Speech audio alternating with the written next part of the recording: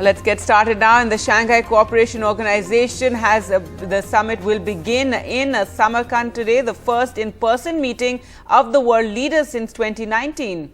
Well, Prime Minister Modi landed late on Thursday evening in Samarkand, ruling out his participation in the pre-summit events. However, Chinese President Xi Jinping skipped the group events, including the informal dinner, despite being present there in Samarkand. The meeting will begin this morning with the reception for leaders and a group photograph, followed by a restricted format meeting of the leaders. Now, Prime Minister Modi will be holding bilateral meetings with Russian President Vladimir Putin, Uzbekistan President Shavkat Mirziyoyev and Iranian President Ebrahim Raisi post-lunch. The structured bilateral meeting plan of the Prime Minister includes only these three countries. Well, let's go across now to Maha. For more, and Maha, tell us more firstly about the SCO. What is expected when, the world leaders come together face to face, and what are the sessions, what is expected during the SCO summit?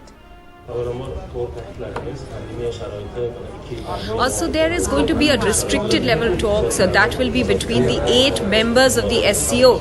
This doesn't include countries apart from those 8 countries that are either invited or observers. For instance, Turkey, the Turkish President Recep Erdogan is here, but they will participate in the extended format when the restricted level format gets over. Now, there are many issues at the moment before the world leaders, especially with regards to the geopolitical flux that we are seeing. Security aspect is a very important one. Connectivity for the SCO has always been stressed on. That is going to be discussed between SCO partners, as well as the fact that trade is a very important aspect of the Shanghai Cooperation Organization as well.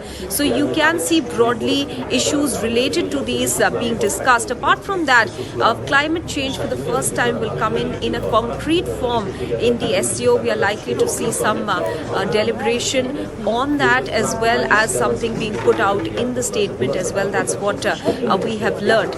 As far as the new members of SCO are concerned, this time around there will be a decision on the full membership of Iran, and that decision will be announced in the Samarkand summit as well.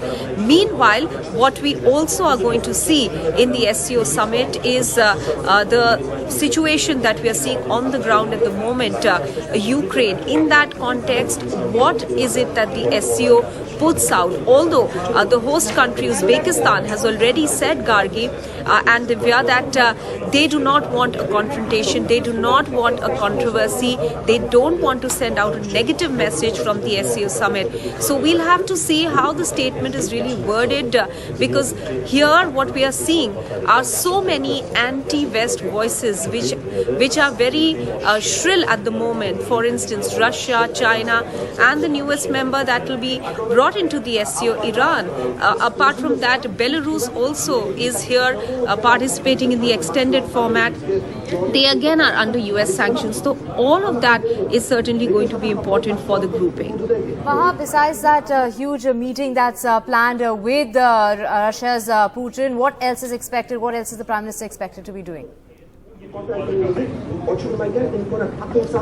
Yes, that meeting with President Putin is going to be the most important as far as the Prime Minister's bilateral engagements are concerned today, because we are expecting probably some sort of discussion on Russia's concerns as far as the price capping of Russian oil is concerned, which is a step that the G7 is going to take by the end of the year. The G7 has already put out a statement saying that they in principle agree to price capping of Russian oil, because they feel that the revenues Russia is getting from the sale of their oil and gas is what is fueling the Ukraine war. That is an issue that is likely to come up when Prime Minister Modi meets with the Russian President Vladimir Putin, because Russia is communicating to countries that those countries that impose a price cap, it is not going to export oil to them. In that context, India, that is already already, despite the pressure from the West, taking Russian oil at 30% discount. There have been reports that Russia is willing to offer even further discounts.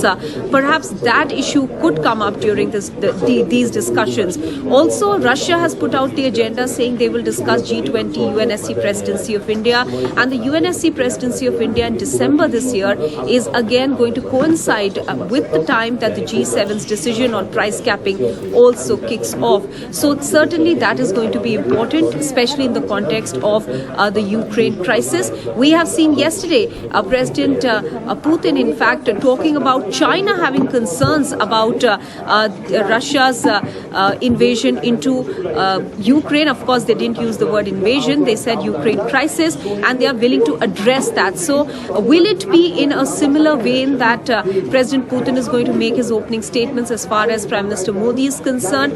That we'll see in this afternoon. Apart from that, the other important bilaterals are with Iran, and what we are expecting as well is that there is no structured, scheduled meeting with Chinese President Xi Jinping, but clearly all eyes are keenly trained on whether there is any conversation between Prime Minister Modi and Chinese President Xi Jinping, especially since there has been a disengagement just 3 days ago in Gogra Hot Springs Patrol Point 15. Many believe that this was in fact a step that was being built to have some sort of conversation going between the two, especially since this is President Xi's first visit outside China that we are seeing since the pandemic, his visit to Central Asia, to Kazakhstan, and then to Uzbekistan for the SCO summit.